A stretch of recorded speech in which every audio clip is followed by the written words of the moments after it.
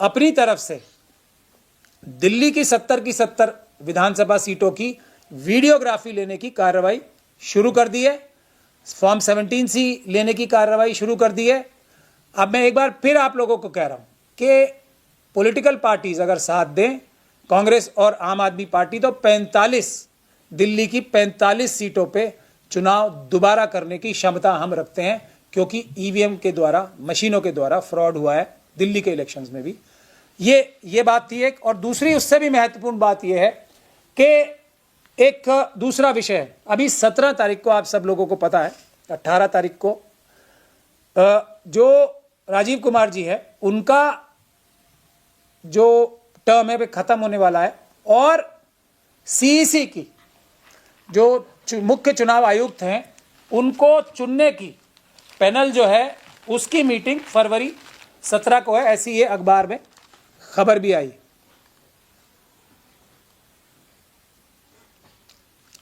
तो इस मीटिंग में भी, और सुप्रीम कोर्ट में ये केस 12 तारीख को लगा हुआ था। हालांकि 1-1.5 महीना पहले ये केस, या उससे भी पहले से ये केस पेंडिंग है सुप्रीम कोर्ट में, लेकिन चीफ जस्टिस साहब ने, जो अभी के आज के चीफ जस्टिस साहब है, उन्होंने इस केस से अपने आप को रिक्यूज कर लिया और किसी दूसरी बेंच के सामने लगा दिया। लेकिन इसमें जो हैरानी की बात यह है कि ये पूरे देश में सबको पता है, और सुप्रीम कोर्ट के माननीय जजेस को भी पता ही है, कि 17 तारीख को राजीव कुमार जी का टेन्योर खत्म हो रहा है। ये 12 तारीख की डेट लगी थी मेरे ख्याल से, और देश की जनता के भी जो हमसे लोग बात करते हैं, बहुत सारे लोगों ने हमसे कहा कि ये 12 तारीख की इतनी लेट डेट क्यों दी है, जब 17-18 तारीख को दूसरी मुख्य चुनाव आयुक्त की नियुक्ति होनी है। तो ये 12 तारीख देना कुछ अजीब सा लगा था, और 12 तारीख को भी फिर वो अगली डेट मिल गई। तो और अगली डेट भी कोई 17 तारीख से पहले की नहीं मिली, 19 तारीख की मिली। अब देश की जनता जो उम्मीद करती है, ख़ास तौर पे जो हम लोगों के टच में लोग हैं, और वो सैकड़ों हज़ारों लोग हमें सड़क पे भी, या हमसे मिल के भी, या फ़ोन के ज़रिए भी बोलते हैं कि अब देखना यह है कि 19 तारीख को सुप्रीम कोर्ट कोई फैसला करती है या नहीं करती, पहली बात। दूसरा, ये फैसला भी लोग पशोपेश में है, क्या फैसला होगा। क्या फैसला ये होगा, चलो 18 तारीख को राहुल जी वहाँ जाएं या ना जाएं, एक तरफ अमित शाह जी और मोदी जी होंगे इस मीटिंग में, अगला चुनाव आयुक्त बनाने की मीटिंग के अंदर क्या होगा वो भी आप सिनेरियो समझ लें कि मोदी जी और अमित शाह जी एक तरफ होंगे। राहुल जी ने शायद ऐसा बोला है कि वो जाएंगे ही नहीं, और ये अच्छा काम है ना जाके, क्योंकि जाके भी वो क्या कर लेते, ये दोनों वो किसी एक का नाम लेंगे। राहुल जी बोलेंगे नहीं ये व्यक्ति ठीक नहीं है, जैसे वक्फ बिल में हुआ है, आप कुछ भी बोलते रहो, आप सच बोल रहे हो झूठ बोल रहे हो, आपकी बात सुनी नहीं जाएगी। मोदी जी अमित शाह जी कहेंगे राहुल जी को छोड़ो, ये रहे हमारे दोनों वोट, हम किसी को भी बना दें, XYZ, ईमानदार, बेईमान, शरीफ, किसी को बना दें तो वही सही है। राजीव कुमार जी को ही बना दें दोबारा एक्सटेंशन देके, वो सही है, आपकी कोई एक वोट की वैल्यू नहीं है। तो अब सुप्रीम कोर्ट के सामने जो लोग अभी टकटकी बांध के देख रहे हैं, वो ये देखने के लिए कि जब 19 तारीख को फैसला होगा तो कोई फैसला होगा या नहीं होगा, और अगर फैसला हुआ तो क्या वो ये होगा कि इसको हम निरस्त करते हैं, जैसे चुनाव के बॉन्ड्स होते ना, इलेक्टोरल बॉन्ड्स, कि वो गैर संवैधानिक थे, संविधान के खिलाफ अपराध था, लेकिन कोई सजा नहीं देंगे हम किसी को। चंद्रचूड़ साहब ने ऐसी जजमेंट दी थी जिसकी बहुत तारीफें हो रही थी, हम तो उसकी क्रिटिसिज्म कर रहे हैं, शुरू से करते आ रहे हैं और आज भी कर रहे हैं। अब ये जो जजमेंट आएगी, क्या ये भी ऐसी आएगी चंद्रचूड़ साहब ने जैसी जजमेंट दी थी कि जो नियुक्ति है जो मोदी जी और अमित शाह जी ने मिलकर कर ली, वो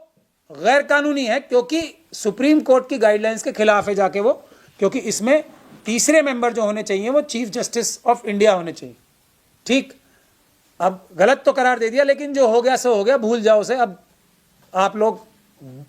गैर कानूनी तौर से ही जो बना दिया गया है उसी को देश की जनता झेले अब चीफ इलेक्शन कमीशन के रूप में, और वो दोबारा इन मशीनों की गड़बड़ी करे और हर इलेक्शन में बीजेपी के कार्यकर्ता की तरह उनका काम करे। क्या ऐसा तो नहीं हो जाएगा? देश की जनता ये भी सोच रही है, क्या ऐसा होगा?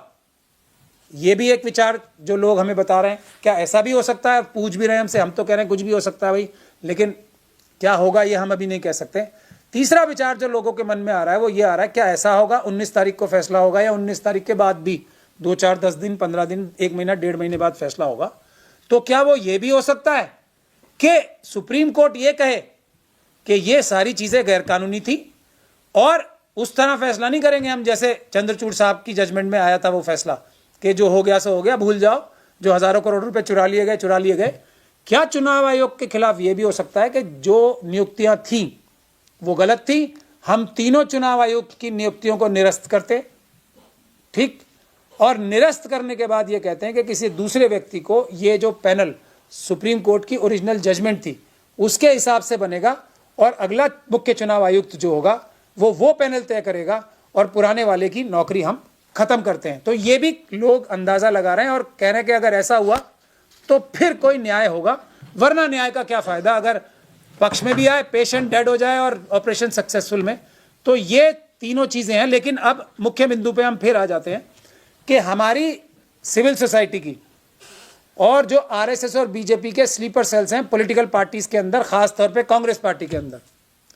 वो लड़ाई मेरे ख्याल से अब निर्णायक दौर में पहुंच चुकी है। उसके शायद बहुत सारे लोगों को अभी थोड़े थोड़े सबूत मिलने शुरू भी हो गए। लेकिन मैं एक बार फिर कार्यकर्ताओं से, सभी पॉलिटिकल पार्टीज के जो आरएसएस और बीजेपी के या उनके संबंधित संगठन नहीं है, उनके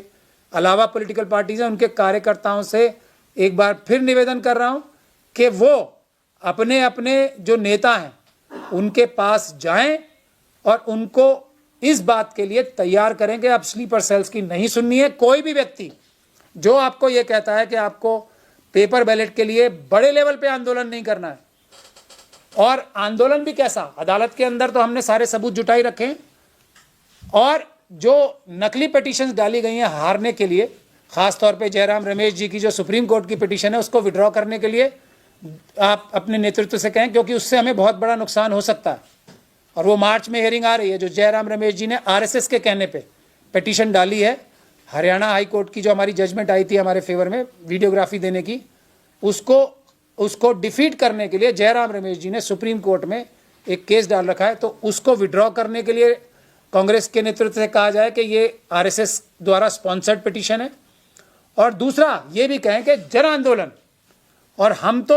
बिहार में भी लोगों से हमारी बात चल रही है, हम बिहार में भी जन आंदोलन करना चाहते हैं और करने की तैयारी हो रही है, और दिल्ली में जल्द ही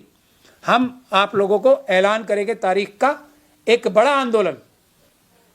ईवीएम के खिलाफ, मशीनों के खिलाफ और पेपर बैलेट के पक्ष में। दोबारा एक बड़ा प्रदर्शन हम जंतर मंतर पे करेंगे, दिल्ली में करेंगे। ये भी हम आज ऐलान करने के लिए आपको फोन किया। साथ के साथ